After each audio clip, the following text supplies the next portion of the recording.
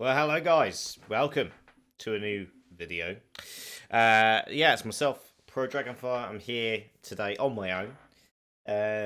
Well, a bit of a difference, I know.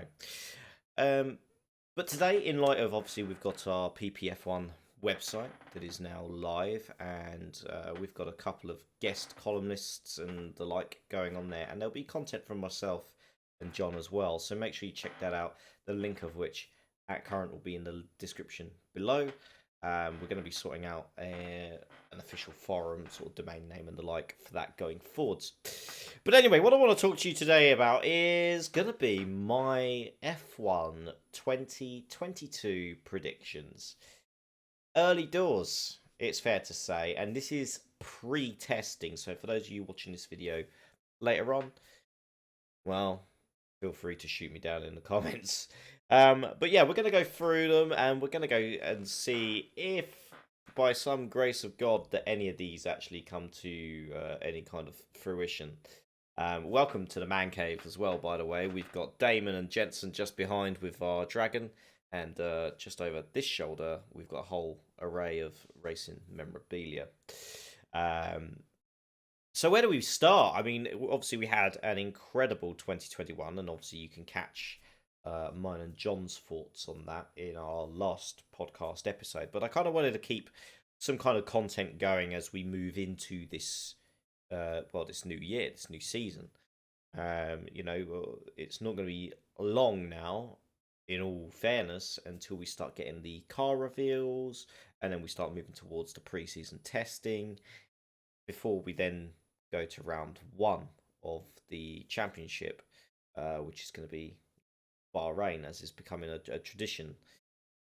So, what can we expect in Bahrain? Well, it's kind of a clean slate in terms of across the board, in terms of aerodynamics and the way that the cars are developed in that sense.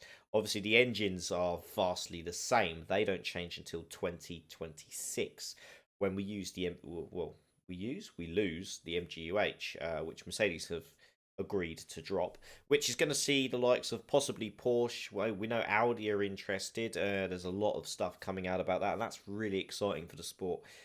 Because we had a huge manufacturer era not that long ago. We're talking 10 years ago, 12, maybe 13 years ago. It's actually getting a bit longer the more I think about it, because we had the likes of Toyota and BMW and all those guys kind of involved in the sport. And that's a big coup, because VW have kind of never really dabbled too much in Formula One as an effort. So that's a future prediction, but hopefully we see those guys back in F1, so to speak. We'll see some, no doubt, some manufacturer support for some teams. I know McLaren are interested in that, as their ethos seems to rely heavily on a full backing of a manufacturer engine, kind of like the relationship they used to have with Mercedes, and obviously before that with Honda in the 80s, 90s. So 2022. Well, I suppose we have to talk about our constructors champions, Mercedes. What does 2022 hold for Mercedes? Well, they've lost a few notable individuals to the Red Bull powertrains department, which has been set up obviously to combat Honda's leaving of Formula One again. But largely, I would say Mercedes still have retained a core demographic of the key personnel in Formula One. We haven't seen too many changes with chief designers and the like moving on. So I think, seeing how well they got this hybrid era up to, well, I suppose you can still count 2021. Obviously, the only title they didn't win that season was the driver's title, as we already know. Max Verstappen, 2021 world champion. So I would expect Mercedes to still be a front runner. What I am expecting, though, is for them to actually, in 2022, fill the runners-up slot. I don't believe that they are going to best Red Bull and Adrian Newey. I think when it comes to large aerodynamic regulation changes, we usually see the best of that happen when Adrian Newey is manning, that leading role. And of course, he is very much involved in the Red Bull's design philosophy after having that stint where he stepped back. He's there. He's fully involved. Um, so my top two predictions then for next season, I think that Red Bull are going to be marginally ahead of Mercedes, and I think we're actually going to see Red Bull take their first constructors championship since uh, obviously the Sebastian Vettel Mark Webber days. So my predictions are, in terms of the teams, at the very least, Red Bull, Mercedes. It's going to be close, and it's going to be a very grueling battle, I reckon. But yeah, I think that's where we're going to be seeing them. In terms of the rest of the grid, well, let's think now, because obviously Ferrari were third overall in the end. I think that's probably still going to be the case. Again, I still think that with the driver lineup of Sainz and Leclerc, I think they're going to be in and around the mix. And I think there is a real possibility for them to to challenge the top two guys going into 2022. I think Ferrari are going to be closer. They did switch their attention to next year's car a lot sooner than some of the other cars, well, teams on the grid. So I'm hoping that comes through. McLaren, I think they're going to miss out on the top three. I think they're still going to be around sort of fourth until, you know, we know that they've had money worries, which obviously has led to all the rumours about the VW manufacturer partnerships and tie-ins. Obviously, they had to remortgage all their facilities, much like Williams did, actually, to be fair, to bankroll their current situation because they have endured some horrendous seasons. And obviously, the pandemic hasn't helped at all in the slightest for any of their divisions.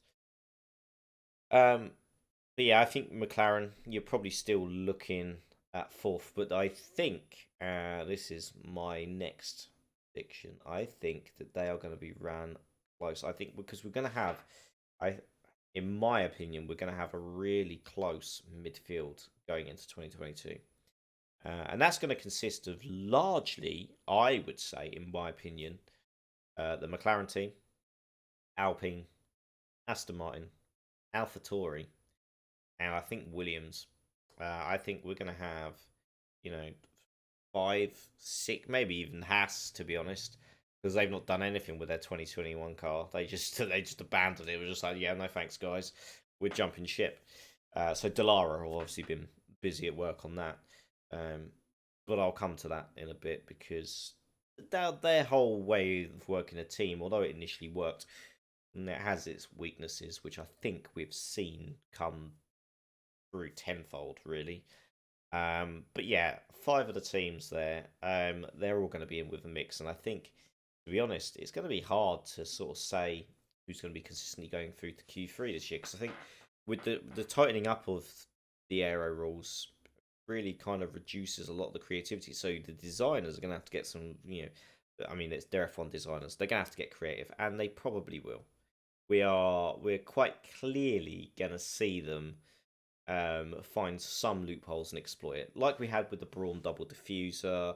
We had the F duct where you had to literally drive along and move your hand over a vent to stall the rear wing. I mean, that's genius, absolute genius. Obviously, we've got the return of ground effect as well, so obviously there's all kinds of potential for that to unfold, and I'm excited to see what kind of grip that gives. Or the thing that really interests me as well, although the weight has been increased, which kind of baffles me a little bit with F1. I'm not going to lie, because they make this crusade about being more efficient and being kinder to the environment. They want to be net zero on the carbon, but increasing the weight of the cars means to go fast, they need to expend more energy to do so. So it kind of contradicts in a way. I would rather they go back to the lightweight because the cars are going to be smaller. The cars are, if memory serves from the technical regulations that I saw, they're going to be back to being sort of, not as wide. They're going to be, back to a more compact design, shorter in length and so on, just heavier. So I'm excited for that because when the cars were, smaller and more nimble, like we saw in the early 2000s, late 90s, because this is a simplified design. There's a lot of similarities between some of the classic cars of the 90s, early 2000s, with kind of a futuristic touch on it. Um, they were very sort of jittery in a straight line. You know, you could see them like when you watch, for instance, go back and watch Spa 2001 or 2000. You know, just have a look at those races. They're on the F1 app or YouTube. You know, the way down the Kemmel Straight, you just see them and they're jinking slightly because the car's just constantly moving around. That is what I'm looking forward to. I'm looking forward to seeing that, but hopefully with a lot more overtaking. Um, Obviously, we usually see a team come through to the the forefront and cement themselves there. So I'm sure that will happen. I have no doubt about that whatsoever. Um, but yeah, so let me talk about Ferrari then. I mean, Ferrari, they kind of get it right, they get it wrong. Largely, I think the driver lineup they've absolutely nailed. Carlos Sainz and Charles Leclerc, hugely talented. Sainz, I feel, probably one of the most underrated drivers on the F1 grid. I think he's got bags of talent, and you know, with the right car, looking at how he was against Leclerc, with the right car, he's probably got a title in him. So it's all down to whether Ferrari get it right, because we know what Ferrari are like for getting it wrong. It happens all too often. Ever since obviously the Schumacher Kimi Raikkonen era. So fingers crossed on that, and we don't get a Ferrari that looks like another truck like we had in the Alonso era. But yeah, Maranello. I mean, they seem to do strides with their engine in the end. The engine seemed to recover a bit in terms of their performance, so that's promising for Ferrari going into this season. Obviously, we have to remember as well that obviously Honda are, although they're not putting a name to it, they are still on board with Red Bull as a technical partner to offer them guidance. You know, obviously not just going to go, you know, here's our engine and then fuck off. That's not how it works. You know, they are very much still there for some input, whilst Red Bull, very much in its infancy, get this engine department set up, which is remarkable to see. And I hope that we're going to see some real sort of benefits of that. It'd be interesting to see whether Red Bull try and poach one of these VW deals and sort of get a backing from one of these big names. Who knows? We'll see. I think McLaren have got a good foot in the door for that at the moment. Um, but yeah, you know, like McLaren, you know, financial difficulties. I think they're not going to be as on it as we hope. You know, because I'd love to see Lando and Danny Rick, and hopefully we're going to see more from Danny Rick next season. But drivers will come to in a bit. Um, a team I expect to take another good step forward is Williams. I think Williams are going to be a consistent tail. I'm not going to say outright solid point scorers. I think they're going to be consistently in the fight for the tail end points throughout this next season. Um, Obviously they don't have the king, which is George Russell, with them anymore. You know, it's down now to Latifi and Alexander Albon to take on what's been left. Obviously, it was good to see Latifi pick up a couple of points finishes last season. It's a good step forwards for him. He's the only person to have outqualified George as well as a teammate, so that's also very promising. So there is some potential in there. He's a likable chap as well. You know, he's not a horrible guy. He's a very likable guy. So I hope to see Latifi come back stronger after that um, hassle that he got the last race of the season. And if you are one of those people who joined in the hate towards Nicholas Latifi or sent death threats, then that's just absolutely disgraceful, and you're not a true fan of the sport. Um, you know, for all the work that F1 does to be fully inclusive, and all these people to purport that they support all this fully inclusive, and in the moment something happens that doesn't favour the driver that they want to win the title, and to jump down this guy's throat and send death threats to him and his family, unacceptable. Unacceptable. Um, I'm not going to go into it anymore, but you know who you are, and it's unacceptable. Okay. So Alex Albon, yeah, we'll come to him. I'm still not fully sold. I think he's a talented lad, but we'll come to him. But Haas as well. I think Haas are actually going to get back on the point scoring board this season. I think in true Mick Schumacher fashion, we're going to see a better second season from him, as has sort of been the pattern for his junior category. But that will only be possible if the car is any good. Now, the Haas model is what I wanted to talk about because let's see. So Haas use predominantly everything externally. So their car is designed by an external firm called Dallara, a big name in motorsport, really big in the States. They obviously very big hand in IndyCar, designing the chassis there and all of those designs. Um, and I think that that's a huge weakness because you don't really have the flexibility and everything to react as quick as other teams that have got in-house aero departments and the like. You're constantly having to go backwards and forwards with another, department design team, and then you got to obviously have to pay for them to draw up the designs. You have to pay for them to test the designs. You have to pay for them to then make the designs to then send to you at your factory to build on the car. And you've got to remember that Dallara is an international chassis maker, so they're not just going to be purely dedicated on only the Haas F1 effort. Dallara are also going to be, like I mentioned, they're going to be building Indy cars and other projects. They're going to be, you know, involved in all of that side of things. They're not going to be just solely focused on the Haas F1, and I think that's where they lose out. And also, that's going to affect obviously turnaround on when you're going to get the new parts, and it hampers development because obviously the cost of employing them, really, you're employing this external agency to design and build your car. Yeah, it's a model that I don't think is quite right. So I think what we'll see, this is just my opinion, we'll see initially at the beginning of the season, Haas will be competitive, and I think they're going to nick a few points here and there. Not in the hands of Nikita Mazepin, but in the hands of Mick Schumacher. I think they're going to grab a few points finishes throughout that first half of the season. However, as the design race goes on, which inevitably goes on in Formula One, that's what Formula One is. We're going to see Haas fall back again. I don't see them keeping up, so I think they're always kind of. It's almost as if they're fighting with one hand tied behind their back, so to speak. And obviously, we've got to hope and pray that, in comparison to the other engines and gearboxes, that the Ferrari package is up to task. Obviously, it suffered quite a lot, so in recent times, so Haas got that to think about as well. It's quite a weird one, the Haas setup, really, when you think about it, because they've got a base set up in the UK. That's one location. They've got a base set up in the United States. That's the second location. They've got a department based out of Maranello at the Ferrari base. And then you've got Dallara, which is also Italian. So technically, you've got 4 different places already in use for this one team.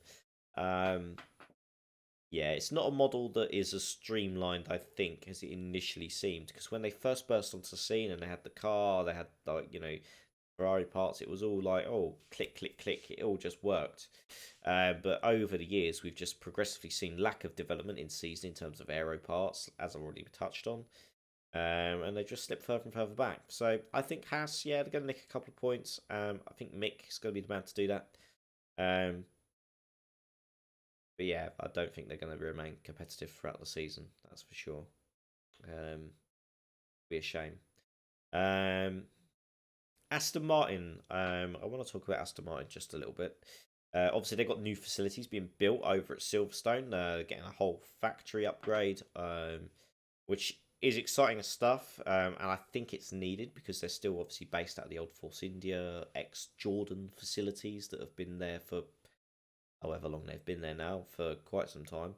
And I think now, being a manufacturer, you've got Lawrence Stroll with his billions of investments. Now's the time to invest in that infrastructure, because if they're going to take that next step forwards, which they need to, I would say, as a manufacturer, you don't want to be in the midfield. And I think that's where they're going to largely stay. I think they'll be more competitive this year. I don't think they're going to struggle as much as they did last season, but the infrastructure and everything needs to fall in place as well, and that's a big plus for Aston Martin to be getting that on the go.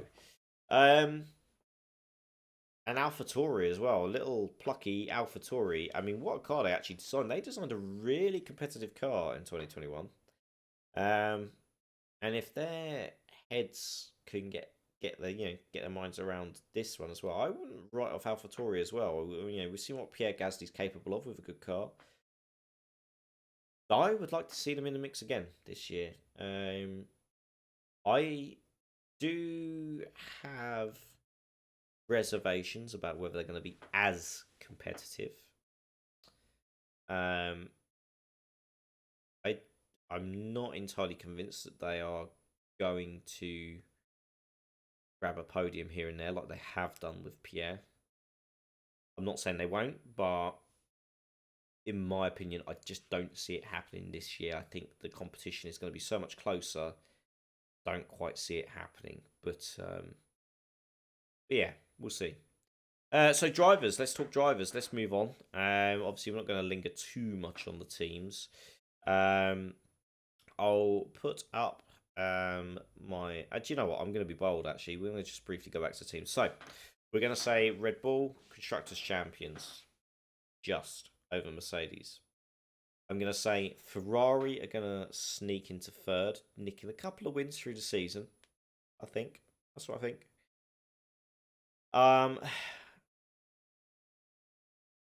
Okay, and then I think we're still going to have McLaren. I then think it's going to be Aston Martin. No.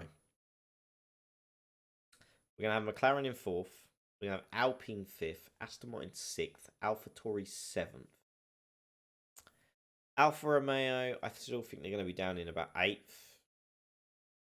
Actually, do you know what? Yeah, eighth. Williams ninth. And Haas 10th. Nothing controversial there, really, I don't think. I think that's pretty much status quo. But what I think we are going to see from all 10 teams is that we are going to see all the teams on the scoreboard for next season. That is my bold prediction, is that we are going to see them all on the scoreboard. And I think it's going to be a really close midfield battle. That's what I really predict. I think the midfield is going to be horrendous this season for trying to break clear of that. There's something about I just have this feeling. There's something about it that I am just envisaging one of the closest seasons we are ever going to see on Formula One history. And that's just the team's title. So let's talk drivers. Yeah, let's talk drivers then. On that note, let's talk drivers. So obviously Max Verstappen 2021 World Drivers' Champion. Lewis Hamilton was the runner-up. A battle that went all the way to the end of the season. Incredible stuff, to be honest. Going into the last race of the season on level points. First time since Reutemann and Fittipaldi. I mean, that's incredible. Incredible stuff. That was back in, 74? Somewhere in the 70s, anyway. I think we touched on it in the podcast. Well, bloody hell, it's going to be close, isn't it? What I want to see happen, what I absolutely want to see happen is I want to see Lewis. Obviously, he's taken his time off of social media at the moment. No one's heard from Lewis at all since the end of the season. His brother Nicholas did say he's just, I'm out. I need some time out now. I need to recharge. Obviously, there's concerns whether or not he's going to come back, which I'm going to have to make two predictions then on this basis. So if Lewis doesn't come back, so let's take the world where Lewis doesn't come back. It's already been reported that Mercedes have a backup plan. They've already discussed with Pierre Gasly that he will come into the team. From the reports that I've seen, he'll come into the team, replace Lewis, and partner George, which, in my opinion, isn't a bad thing because I find that lineup quite exciting, actually. but it does leave Mercedes without an experienced team leader, so to speak. Um, uh,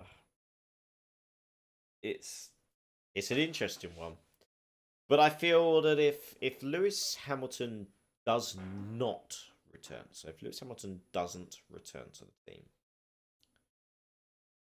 Max Verstappen is going to win the World Championship. I think that in that instance, George Russell will be second. And then I think we'd have a dogged battle between Sergio Perez and Pierre Gasly for third and fourth in the driver's standings. Um, I mean, you could flip a coin as to my prediction for that. That's my prediction for if Hamilton doesn't return. If Hamilton does return, however, I think he's going to bounce back, and I think Hamilton, we're going to see him take the record-breaking 8th Drivers' World title. I think 2021 has been not so much as an eye-opening experience, but it's been a season of learning how to go about battling with Max Verstappen.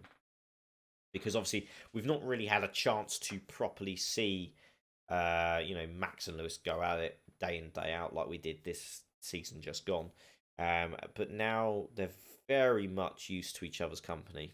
So I would say if Lewis comes back, Lewis will win his 8th, and I will say his final Drivers' World Championship. I don't think he'll win another one after that. I think that we're seeing him still in his prime, but he's coming over that ridge that you usually see the crest of the changing of the guard, where we've got the younger guys now coming through. We've got Max Verstappen, obviously, prime example. And I can't doubt his talent. It's his ethical approach. The way he goes about his racing. It's very very Schumacher-esque in his Schumacher's prime. He's not afraid to get down and dirty and push the limits and the boundaries of what's acceptable, and to truly believe that he is not in the wrong. That is very Schumacher-esque. That's what we saw from Schumacher. Look back at the '90s with the tactics against Hill and Villeneuve. That's the kind of mentality I see in Verstappen, with that complete faith in himself and that he's never in the wrong.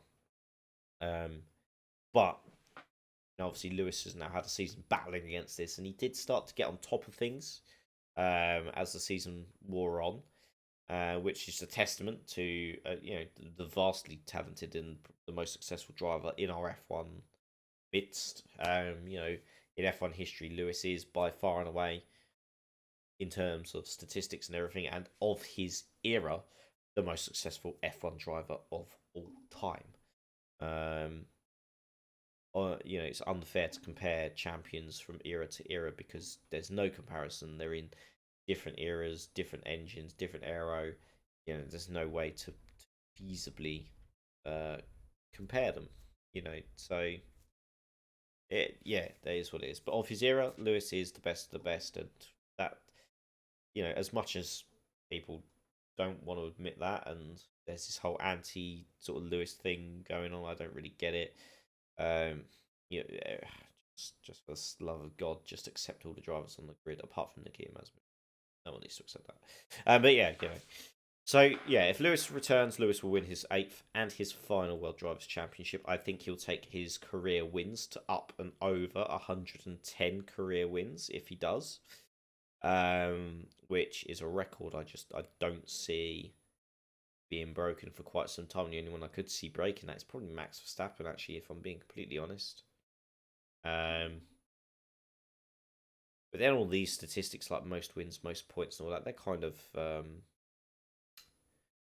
they're kind of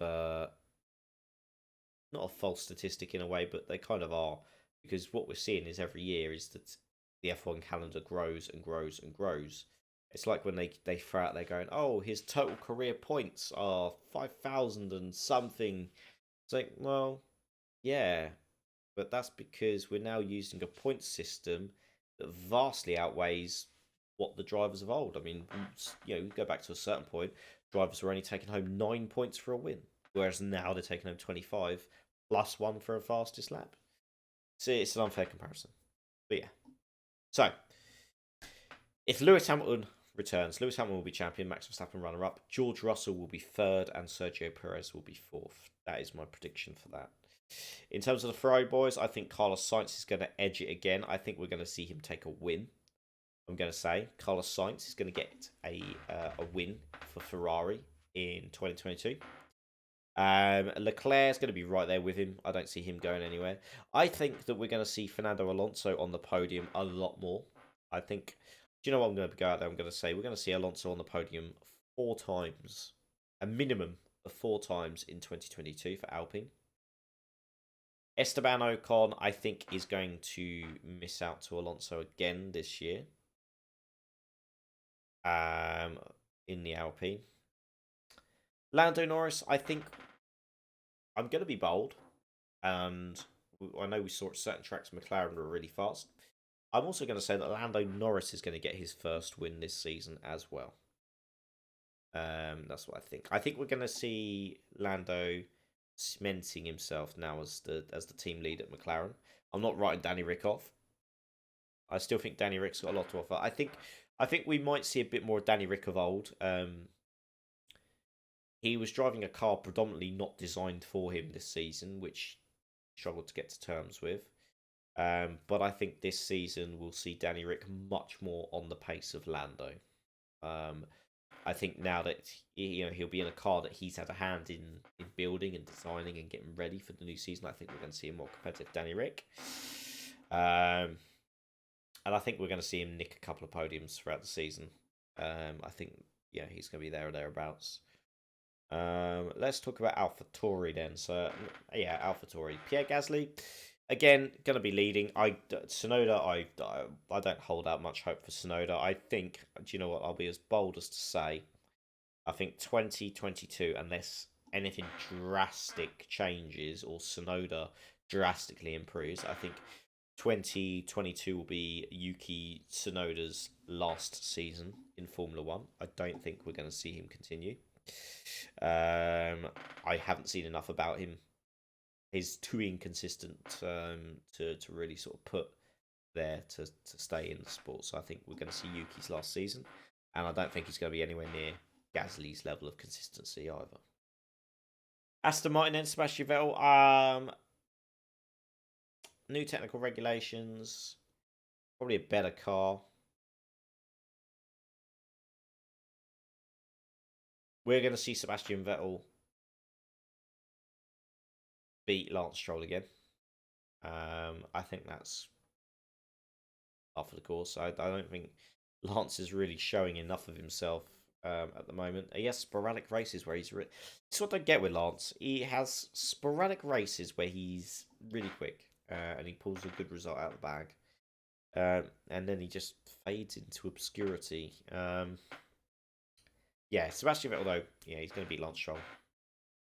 And I want to see Sebastian Vettel grab a couple of podiums this season as well. That's what I think. Alfa Romeo, Valtteri Bottas. Do you know what? I think Bottas is going to be a steady hand. I think he's going to be a consistent point scorer in sort of 9th to 10th places, most races. I think that's where he's going to be, hovering around. I think his teammate Guanyu Zhao. I'm going to call him Zhao. I think we're going to see him. He's going to pick up a couple of points this season. I don't think he's going to do much more than that. I haven't really. He's had a good season in Formula 2. Not spectacular. He's had a good season. Race wins, podiums, runner-up in the... Did he runner-up in the end? I think he was runner-up in the end. So, I mean, he's obviously got some skill behind the wheel. I think we're going to see him struggle compared to Bottas. Just because of Bottas's experience. But what I think is really going to help Bottas this season is we're actually seeing Bottas coming into a team and going to be a team leader. He's taken on that mantle of where Kimi Räikkönen was, so he's going to be leading that team on. Obviously, Sauber were up for sale at one point. Andretti Autosport had some discussions. It fell through. A shame, in my opinion, because I felt that would have changed their fortunes drastically. But then, would we have seen Bottas and Zhao in the grid? Probably not. Probably would have seen some Americans brought across. So yeah, will Sauber sell up again? We don't know. I think Sauber selling up depends on this season. That's what I think. I think for them to continue, they need a good season. So we'll see. We'll see. We'll see. We'll see. But I think Bottas is going to have a good season. I think he's going to be a good team leader. Um, and I think the pressure of having to play second fiddle to the greatest driver of all time, as it stands in the history books, is going to be like a weight lifted off his shoulders. I think we're going to see that extra freedom for him, just free him up a bit, and we're going to see him back to being sort of out there a bit more. Because on his day, Bottas was unbeatable. He's kind of he's like your typical Rubens Barrichello, really. On his day, unbeatable, but never able to continue that level throughout. Yeah. Williams, Williams drivers this season. Nicholas Latifi. I think Nicholas will get a couple more points finishes this season. I'm not expecting much more from Nicholas. It is his season to prove himself at Williams to be sort of that leader. But Alex Albon is no slouch. I know he had a rough time at Red Bull, but he isn't a bad driver. He's a good driver. Just when he's in the right mental place. And I think that's like a lot of drivers. I think Alex is more affected by things mentally than some other drivers. Like he's how do I describe it? He's not like a Max Verstappen where nothing gets to him, nothing phases him, and he just gets on with it. He's much more affected by things that are going on around him. So if he feels he's not getting as much support, that drastically affects his mindset. I don't know if you ever read Johnny Herbert's book, but it kind of like how Johnny was. If Johnny wasn't getting sort of the same sort of treatment, and that it really affected his mental capacity to, you know, pursue that onwards. But I think Alex is gonna score quite well this season. I think you're probably looking at like a season he had at Toro Rosso when it was Toro Rosso. Um, he's going to keep on popping up in the points every now and again. I would love to see him have a really successful season. And to be honest, I would love to see Williams just being back to being a force. To be honest, that's what I'm really looking forward to. Is seeing Williams back in the mix and just being back where they should be. That Williams are a team with so much history that they shouldn't be floundering around down at the back of an F1 grid. This is a team that gave us Nigel Mansell as a world champion, Damon Hill, Jack Villeneuve. It brought Montoya into the sport, Ralph Schumacher, Alan Jones, people like that, all these famous people, Alan Prost. This is a team with great history, but it wouldn't be the first time we've seen a team such as that fall away. We saw Lotus crumble. Horrendous scenes. Lotus falling apart and disappearing from the sport. Just a mere shadow of their former selves. But I hope this season's a turning point. Doralton Capital have obviously put a lot of money into the Williams team. So I'm hoping that we see a lot more from them going forwards. They seem to be quite committed to, keeping things ticking over. There was a couple of rumours I saw that said they were possibly willing to sell the team again, which, in my opinion, would be disastrous. But yeah, I think Williams much more consistent in the points. I think they're going to score more points than they did this year, even though the points they scored this year were quite freak. They're going to do better than 21 this year. Last year now, it's 22. And then we come to Haas then. So my predictions for Haas. Mick Schumacher to score his first Formula One points. Nikita Mazepin to score 0 points again.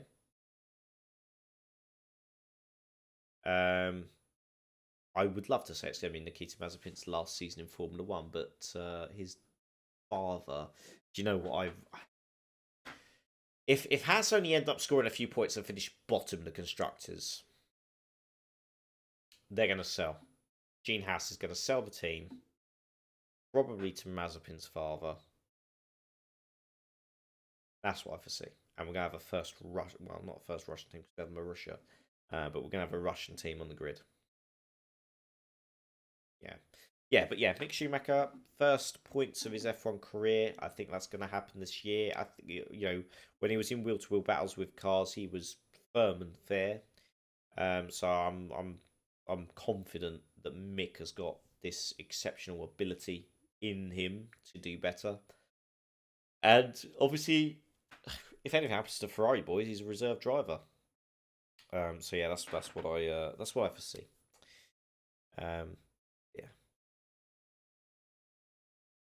I've really just basically reiterated then the Formula One order is going to largely remain the same, but it's going to be much closer.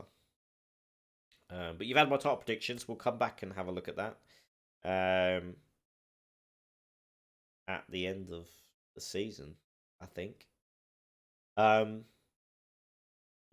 So anyway, we'll come back with an update with F1 news in due course in the coming days.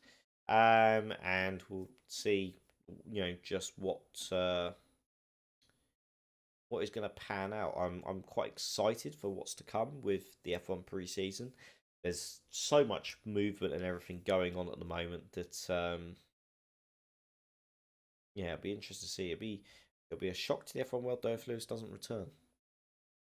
Anyway, guys, that is going to be it from me. So I am going to bid my farewells at this stage. So from me for now, it's goodbye. Take care. Much love.